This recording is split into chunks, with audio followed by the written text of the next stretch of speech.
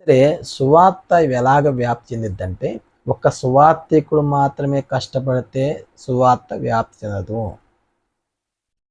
సువార్త పనేది ఎలాగ వ్యాప్తి చెందిద్ది?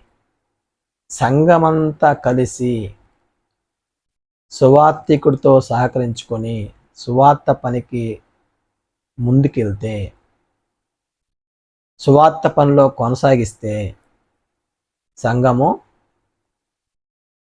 బలపడిద్ది. సువార్త వ్యాప్తి చెందిద్ది. అనేక ప్రాంతాలకు విస్తరించిద్ది.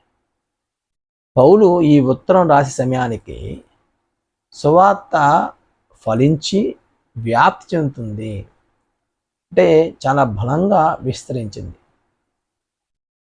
సర్వలోకానికి సువార్త వ్యాప్తి చెందటం అంటే చిన్న విషయం కాదు. యేసు ప్రభు చనిపోయి తెలియలేసిన తర్వాత అపోస్తలులు దేవుని రాజ్యాన్ని ప్రకటించారు. అపోస్తలులు ఎన్నో ప్రతికూల పరిస్థితులు ఎదుర్కొన్నారు, ఎన్నో ఆటంకాలు ఎదుర్కొన్నారు. అయినా సరే సువార్త ఆగల. ఆ రోజుల్లో ప్రభుత్వ పరంగాను, యూదుల పరంగాను, అన్యుల పరంగాను ఎన్నో ఎదురు దెబ్బలు తగినప్పటికీ సువార్త వ్యాప్తి అనేది ఆగలేదు. కారణం ఏంటంటే, ఆనాడు సంఘం అంత బలంగా పనిచేసింది. సంఘం అంత కష్టపడి సేవకు ముందుకెళ్ళింది. ఈరోజు సంఘము సేవ కొరకు ముందుకెళ్తుందా? సువార్త వ్యాప్తి కొరకు ముందుకెళ్తుందా? ఒకసారి ఆలోచన చేద్దాం. ఒక సువార్తికుడైనా సువార్త ప్రకటించేది?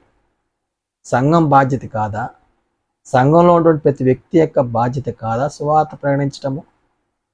ప్రతి ఒక్క సంఘ సభ్యుడు సువార్త బోధించాలి. క్రీస్తులో అవయవమై ఉన్న మనము, క్రీస్తు అవయవమై ఉన్న ప్రతి వ్యక్తి కూడా దేవుని యొక్క సువార్తను ప్రకటించాలి. దేవుని యొక్క సువార్తను వ్యాప్తి చేయాలి. అనేక ఆత్మలను రక్షించాలి. అనేక ఆత్మలను క్రీస్తులో తీసుకురావాలి. ఇది ఒక పంతం, ఒక ఆసక్తి, ఒక పట్టుదలతో చేసేటువంటి కార్యము. అందువల్ల సువార్త పనికి ప్రతి ఒక్కరు కూడా, అనగా సంఘ సభ్యులందరూ కూడా కష్టపడి పని చేయవలసినటువంటి ఆవశ్యకత ఉంది.